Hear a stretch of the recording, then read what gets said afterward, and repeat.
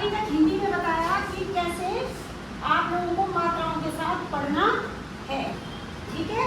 और मात्राओं के साथ पढ़ने का मतलब है कि हमको ये पता होना चाहिए कि अगर हमको मात्रा सही आ रही है तो हम उसको शुद्ध भी लिख सकते हैं। अगर हमने कहा रिमझिम तो हमको पता होना चाहिए कि रिमझिम में र पर छोटी ई की मात्रा है, झ पर अ का उच्चारण है, झी है, म है, तो हमको मात्राओं को छोड़। जैसे हमने लिखा कपूर तो क पर उ की मात्रा, बड़े उ की मात्रा र, कपूर। तो जब हम उसको डिक्टेशन में बोलते, इमला में बोलते, हमने बोला तुमने लिखा, तो कैसे शुद्ध लिखोगे? जब तुमको मात्राओं का ज्ञान होगा, है कि नहीं। जब हमको मात्राओं का ज्ञान नहीं होगा तो हम उसको शुद्ध लिख पाएंगे? नहीं लिख पाएंगे। तो ये तो हमारा हिंदी का था और हमारा मिशन कामयाब भी हुआ है कि आप लोग समझ पाए हैं कि हिंदी में हमको कहाँ मात्रा लगानी है और कैसे पढ़ना है। और अब आप लोग का काम है पूरे झूठ के पहले आप जब स्कूल आओगे तो आप बिल्कुल नए रूप में आओगे और आपको लगना चाहिए कि हम कुछ पढ़ा है हमने और हमने कुछ पूरे महीने भर हम पढ़ के आए और हमें मैडम को दिखाना है कि हमें पढ़ना है, ठीक है। अब आ गई आपका इंग्लिश। इंग्लिश में आपको मैंने अल्फाबेट तो आपको सबको आते हैं, अल्फाबेट सबको आ जाते हैं, ऐसा कोई बच्चा नहीं है जिसको ABCD नहीं आती होगी। तो ABCD सब बच्चों को आ जाती है। अब आपको यहाँ पर मैंने आपको पहले भी बताया है जब मैंने आपको पिछली बार इंग्लिश पढ़ाया था कि हिंदी का और अंग्रेजी का, हिंदी और इंग्लिश का तालमेल आपस में एक बहुत घनिष्ठ संबंध है, घनिष्ठ संबंध है। पूरब और पश्चिम दोनों मिल गए, ठीक है। पूरब से धूप उठती है और पश्चिम को छिपती है, लेकिन ये दोनों क्या है? एक है। अब पूछो कैसे? हिंदी में वर्णमाला होती है और इंग्लिश में अल्फाबेट होती है। हिंदी में वर्णमाला होती है और इंग्लिश में अल्फाबेट है। उसको बोलते हैं अल्फाबेट है, लेकिन अल्फाबेट का मतलब ही वर्णमाला होती है। वो अंग्रेजों का बना रखा है ना ABCD, वो लैंग्वेज है उनकी, लेकिन है वो एक ही है। अब माना देखो कितना घनिष्ठ संबंध है। अब देखो हमारे पास हिंदी वर्णमाला में कितने स्वर है? 13 स्वर है। कितने स्वर है? 13। और व्यंजन कितने होते हैं? वैसे पहले वैसे बताओ कितने होते हैं? 36 होते हैं ना, आपको 36 बता रहे हैं। इसमें 33 व्यंजन होते हैं, 3 संयुक्त वर्ग व्यंजन होते हैं।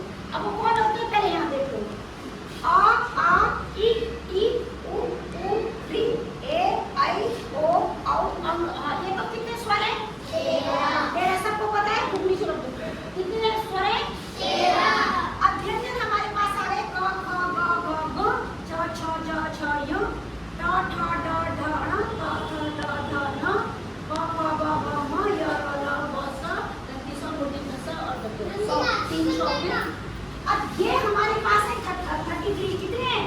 33। लेकिन ये जो हमारे पास है अक्षर तरह इनको कहते हैं संयुक्त वर्ण। क्या कहते हैं? संयुक्त वर्ण। संयुक्त वर्ण क्या कहते हैं? संयुक्त वर्ण। वही आपके व्यंजन में अगर आपको पूछा जाए तो आप सीधे बोल रहे हैं 36 वर्ण होते हैं, 36 वर्ण होते हैं। लेकिन अगर आपको पूछा जाए इस 36 व्यंजन में से संयुक्त वर्ण कितने होते हैं तो आपको पता होना चाहिए कि संयुक्त वर्ण कितने होते हैं? 3 अक्षर तरह, ठीक है। अब इसको तो ठीक है। अब आप ये देखो हमारा संबंध कैसा है अंग्रेजी के साथ। हमको इंग्लिश कैसे पढ़नी, हमको बुक पढ़नी नहीं आती है ना, नहीं आती है। हमको बुक कैसे पढ़नी है ये देखो। अब आप देखो ये क्या लिखा है? आओ जरा बोलो। क्या बोलना है? ये क्या है? ये क्या है? जब हम इंग्लिश में ABCD पढ़ते तो उसको ए बोलते हैं। क्या बोलते हैं? ए। लेकिन वो मात्रा कैसी होती? जैसे ए की मात्रा होती। हाँ ए की। लेकिन सुनो जब हम उसको इंग्लिश में पढ़ते हैं ना ABCD में हम उसको ए बोला, लेकिन माना मैंने कहना होगा my name is a Rajni नहीं बोलूंगी, ए नहीं बोलूंगी, इज अ। क्या बोलिए? Is a. My name is a Rajni Mangrani. अब ए नहीं बोली यहाँ पर। हम जब ABCD पढ़ते तो ए बोलते हैं, ABCD तो नहीं बोलते, आ बा सी डी बोलते नहीं। क्या बोलते हैं? लेकिन जब हम उसको